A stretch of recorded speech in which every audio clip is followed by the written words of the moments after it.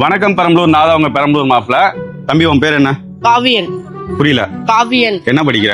10th standard. சரி, okay. நான் உன்கிட்ட ஒரு சின்ன கேள்வி கேட்பேன். அதை நீ கரெக்டா சொன்னாலும் தப்பா சொன்னாலும் உனக்கு ஒரு ஹீரோ பென் வந்து கிவே கொடுப்பேன், சரியா? அதாவது நம்ம பெரம்பலூர் டிஸ்ட்ரிக்ட் இருக்கு இல்லையா, பெரம்பலூர் டிஸ்ட்ரிக்ட் அப்படின்னாலே ஒரு முக்கியமான ஒரு 3 பிளேசஸ் மட்டும் சொல்லு. முக்கியமானதா? 3 பிளேசஸ்.